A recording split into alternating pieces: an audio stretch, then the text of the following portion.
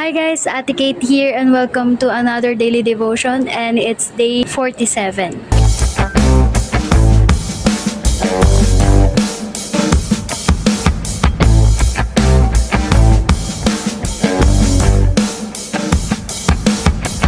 Let's pray first. Thank you, Jesus, for this day. I'm so happy that brothers and sisters are here with me tonight, Panginoon. Purihin ka at sambahin. Naway maitaas ka sa araw-araw namin, Panginoon, at pagpalain niyo po itong salita na ito at maging kalakasan namin, Panginoon. Sa inyo naman po kami nagtitiwala, pinupuri ka namin na sinasamba. In Jesus Christ's name, O God, ikaw magsalita, Panginoon, at wag ako. Your Holy Spirit, move. In Jesus' name we pray. Amen. So our Bible verse for today is Matthew 10:32 to 33. Sabi niya dito, "Whosoever therefore shall confess me before men, him will I confess also before my Father which is in heaven. But whosoever shall deny me before men, will I also deny before my Father which is in heaven."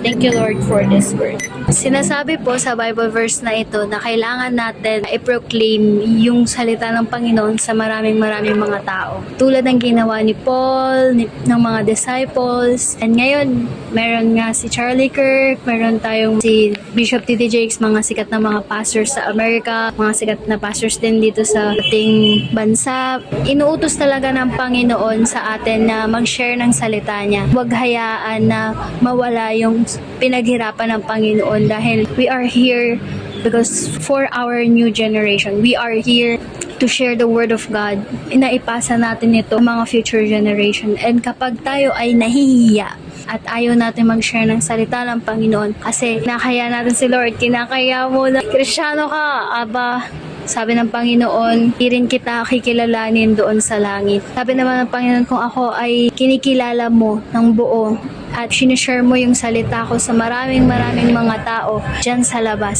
Sabi ng Panginoon, ipagmamalaki din kita doon sa harap ng aking Ama. Bilang mga Kristiyano, kailangan talaga natin ipalaganap yung kabutihan niya. Kailangan na hindi tayo mahiya. Meron nga po akong experience sa nag-share din ako sa jeep sa mga park, ganyan. Grabe, sobrang ang sarap sa feeling. Meron din kami mga street evangelism sa mga kalye, ganyan. Yeah, street evangelism nga eh.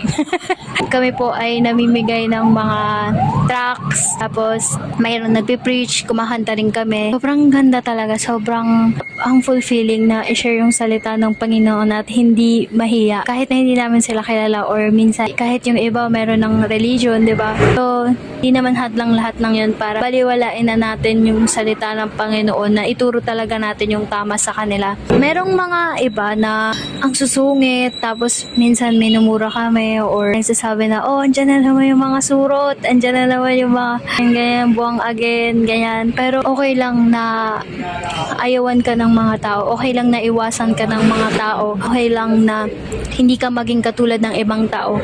Kung tapat ka naman na naglilingkod sa Panginoon, enough na yun para maging rason para magpatuloy tayo. I wanna put this in your heart, mga kapatid. Our labor is not in vain. Our labor is not in vain. So, wag kang mahiya.